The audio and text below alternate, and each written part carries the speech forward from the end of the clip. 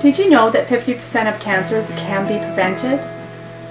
One of the ways that the Canadian Cancer Society is working to stop cancer before it starts is by advocating for legislative changes that support healthier environments for people to live, work, and play. The Canadian Cancer Society is currently advocating to increase tobacco control measures, to protect children and youth from excessive exposure to ultraviolet radiation, to reduce health inequities, and to reduce exposure to environmental carcinogens. One of our top priorities with regards to environmental carcinogens is the cosmetic use of pesticides. We are currently launching a grassroots campaign asking the BC government to ban the use and sale of cosmetic pesticides, and we need your help. The cosmetic use of pesticides, also known as the non-essential use of pesticides, are pesticides used for the purpose of enhancing the appearance of lawns, gardens, trees, shrubs, and various recreational facilities such as parks. Pesticide is an umbrella term. It refers to all sides, including herbicides, insecticides, and fungicides. There is a growing body of evidence linking exposure to pesticides with certain types of cancer. Studies have linked pesticide exposure to adult and childhood cancers, including childhood and adult leukemias, childhood brain cancer, non-Hodgkin's lymphoma, neuroblastoma, brain cancer, prostate cancer, kidney cancer, pancreatic cancer, and some lung cancers. Children are especially vulnerable to the effects of pesticides due to their undeveloped immune systems, their more permeable skin, and their basic behaviors such as crawling on the grass and putting objects in their mouths. Is beautifying our lawns and gardens worth this risk? Especially when viable alternatives to using pesticides exist?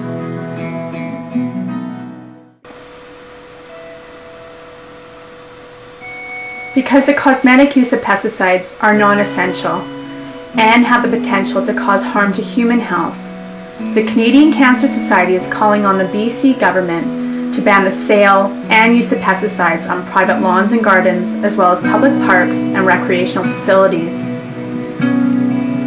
The Canadian Cancer Society bases this position upon their use of the precautionary principle, which states, when an activity raises threats of harm to human health or the environment, precautionary measures should be taken even if some cause and effect relationships have not been fully established scientifically.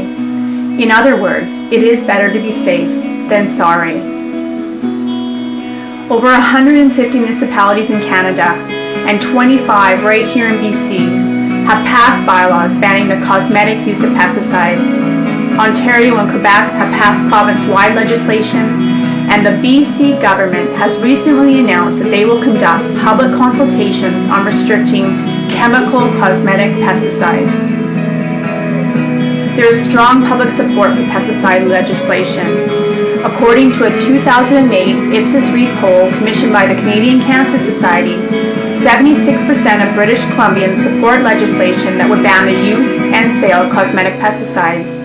85% would try using alternatives, and approximately 3/4 believe that pesticides have a negative impact on their health, and similar numbers are concerned about environmental impacts. It is important to note that research has shown that lawn care companies and garden stores where bylaws have been passed have not experienced a loss in business. Viable alternatives to pesticides are readily available to the average homeowner, and businesses are already shifting to non-toxic alternatives. Large chain stores like Rona and Home Depot have already phased out the sale of cosmetic pesticides. It is also important to note that education on the potential dangers of pesticides, as well as education on alternatives to pesticides, is not enough. Research has shown that the best approach to pesticide reduction is a bylaw complemented by a strong education campaign.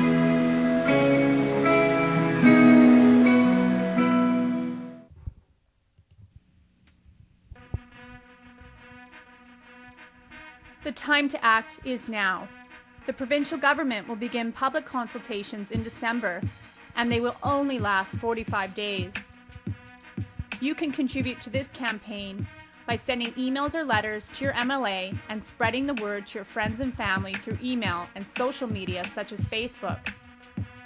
We encourage you to stay informed by visiting our microsite at cancer.ca/BC/advocate. That's cancer.ca/BC/advocate, where you'll be able to send emails to your MLA directly, find out more about this issue, and link to our social media page. Another way that you can help is by sending us photos of yourself and your friends and your family holding signs that say, "We support a pesticide-free BC." The photos will be posted to our microsite and on our Pesticide Free BC Facebook fan page. You can also consider uploading your picture to your own Facebook profile picture. We are also looking for video testimonial from people about why they support a ban on cosmetic pesticides. Please contact your Canadian Cancer Society Regional Prevention Staff Person for photo release forms and information on sending in videos and photos.